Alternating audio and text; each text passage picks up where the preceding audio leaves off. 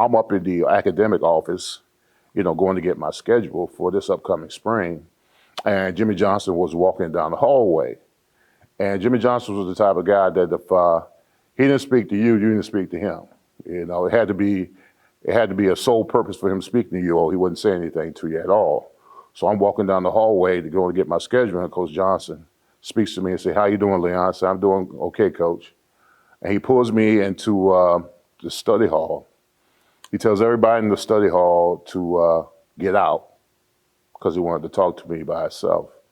And he closes the door. It's just me and Jimmy Johnson in the study hall. And Jimmy Johnson says to me, he says, "Leon, I'm going to the Cowboys, right?" I said, "Yes, Coach, I do." He said, "Listen," he said, "you've got something here. You've got talent here." He says, "Leon, if you don't leave the University of Miami as the best offensive lineman in the history of the school, you've cheated yourself, you've cheated your family, you've cheated your teammates, and you've cheated this university." And he walked out.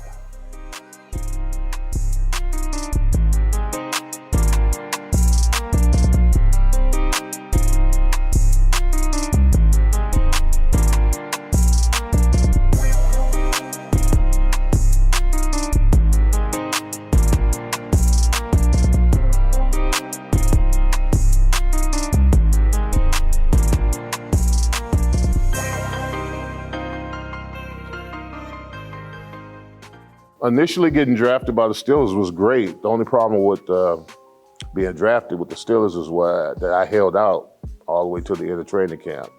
So the Steelers weren't that fond of me my rookie year in Pittsburgh. They made it very hard on me my rookie year. They gave me mop-up duty during the preseason. Absolutely didn't play me at all during the regular season. So I wasn't too fond of the Steelers. After we had lost the Super Bowl to the Cowboys, Super Bowl 30, 27-17, I was a free agent. The reason why I was a free agent is because the Steelers initially tried to sign me right before training camp, and then they tried to sign me right before the playoffs. And I said to myself, I waited this long. I said I might as well wait into free agency to see what kind of teams out there that want me. And then when I came out, ESPN had me one of the top 5 free agents coming out. So I knew that I was going to demand a lot of money from a lot of different teams, but I gave my agent at the particular time specific instructions not to give Pittsburgh first dibs on everything, give them the opportunity.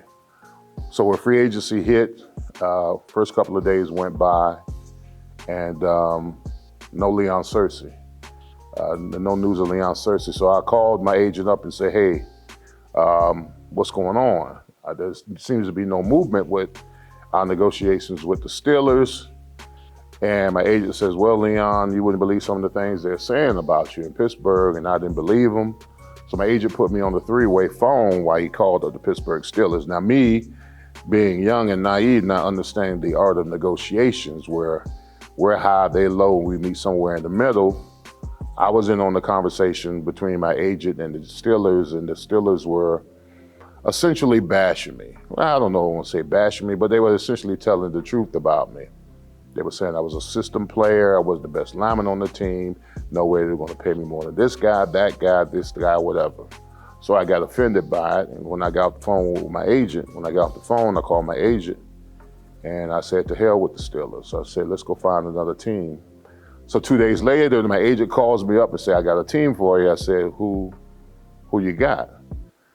He said, "You want to be back in Florida, right?" I said, "Yeah, sure, absolutely." So I'm thinking Miami, Tampa Bay.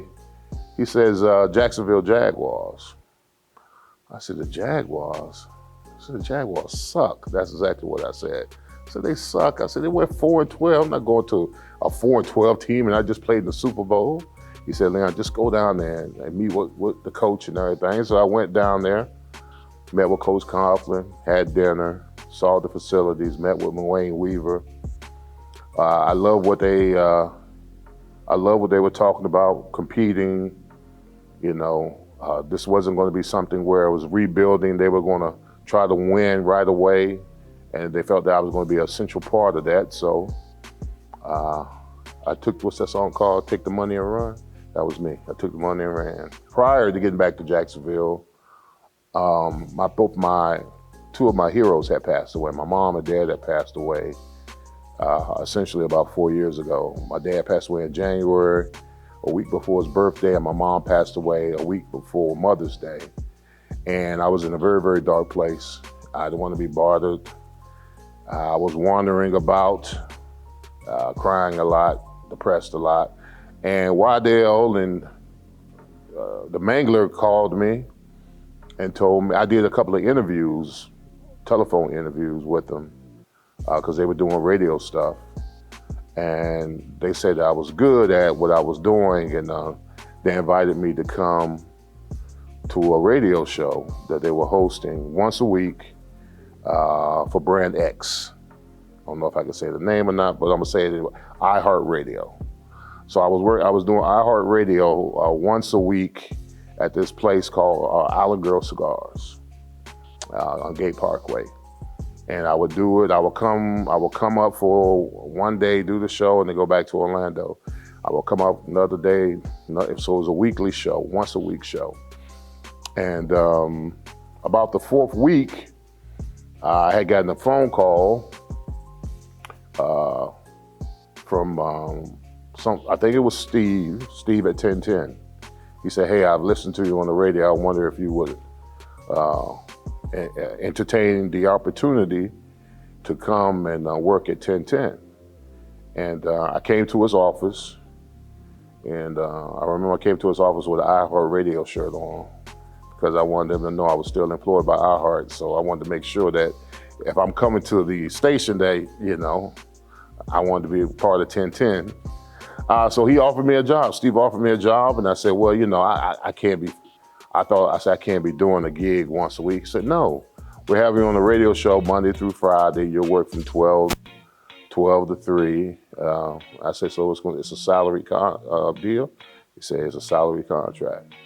And so from that point on, I've enjoyed my time here at 1010. I've got a very fond relationship with everybody here. I don't even consider it work, I consider it play. Now, don't get me wrong, I do my due diligence.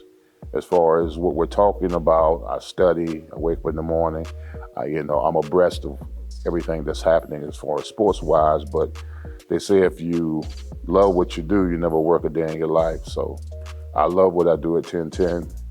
I love being back in Jacksonville. I love working with Hack, Joe C, and Matt Hayes, and JJ, our engineer. We bounce ideas off each other. We're informative, we're interactive. We're enthusiastic about our craft and what we do, and we entertain. So you put all those components together and, you have a successful radio show.